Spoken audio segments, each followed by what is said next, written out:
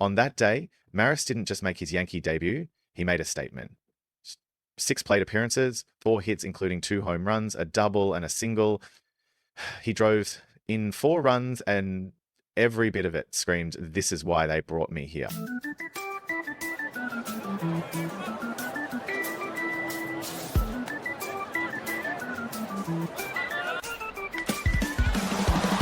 This is The Relay from Old Ball Game Studios, your 5-minute fastball of history, celebrating the icons and events that defined America's pastime. The 1960 Yankees were coming off a disappointing season by their lofty standards, but April 19th of that year felt like the dawn of a new era. Roger Maris had just arrived from Kansas City, and it was opening day at Fenway Park.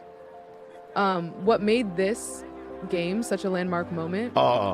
This game was electric, no doubt about it. Maris was the centerpiece of a major off-season trade, a move designed to reignite a Yankees dynasty that had faltered the year before. On that day, Maris didn't just make his Yankee debut, he made a statement. 6 plate appearances, 4 hits including 2 home runs, a double and a single. He drove in 4 runs and every bit of it screamed, "This is why they brought me here." It wasn't just about Maris.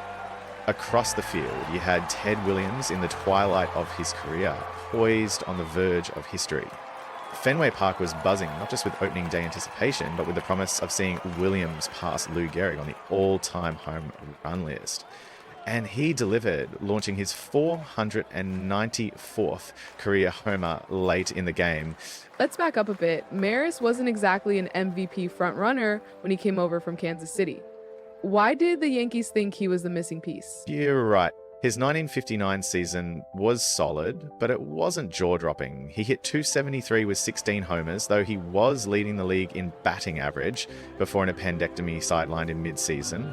What really set Maris apart was his all-round game. Whitey Ford, the Yankees ace, famously called him the complete player because he could hit, run, field, and throw with equal skill. Plus, the Yankees saw potential in his bat, especially at Yankee Stadium with its short right field porch. The trade itself caused quite a stir.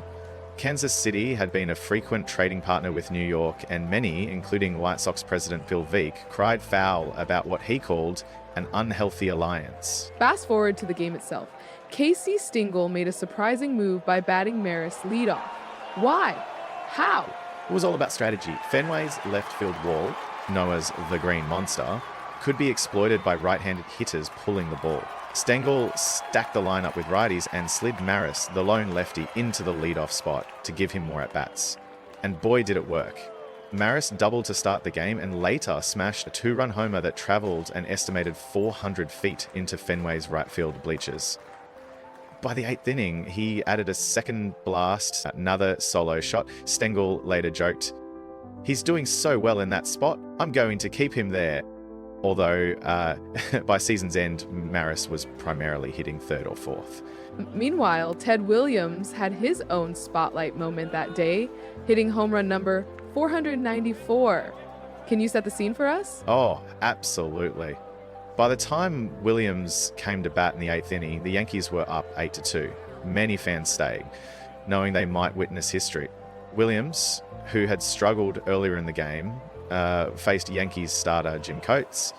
Then, with 2 outs, he unleashed that trademark swing. A liner sailed into the right field grandstand. The place erupted. This was Ted Williams at his finest, 41 years old and still a force. Passing Lou Gehrig put him 4th on the all-time home run list behind Babe Ruth, Jimmy Fox, and Mel Ott. For a lot of fans, that moment overshadowed the Yankees' win. Speaking of the Yankees win, Maris wasn't the only standout. Who else delivered for New York? Muscaron was on fire. 4 hits, including a double and 2 RBIs. Mickey Mantle also chipped in with a key RBI double. But what stands out is Jim Coates' performance. He wasn't a big name at the time, but he went the distance, giving up just 3 earned runs on 9 hits. Coates wasn't flashy, but he was effective, and that's exactly what the Yankees needed. Looking back, how did this game set the tone for the 1960 season? It marked a turning point. The Yankees had a mix of veterans and rising stars, and Maris became the perfect bridge between those eras.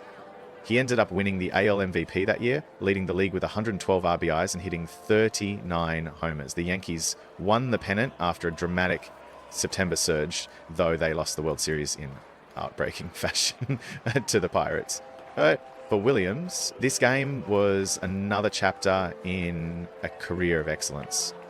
He would retire after the 1960 season, but this home run showed he was still capable of magical moments. Maris went on to break Babe Ruth's single-season home run record the very next year. Do you think this debut was the first glimpse of that potential? No question. Maris's power was evident, but more than that, he showed he could perform under pressure.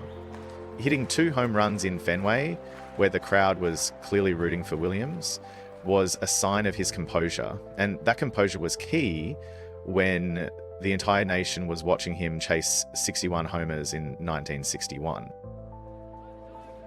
Thanks for listening to another episode of The Relay from Old Ball Game Studios. Be sure to like, subscribe, and follow us on your favorite podcast platform, and don't forget to leave a review. Your feedback keeps us swinging for the fences. Catch you next time right here on The Relay.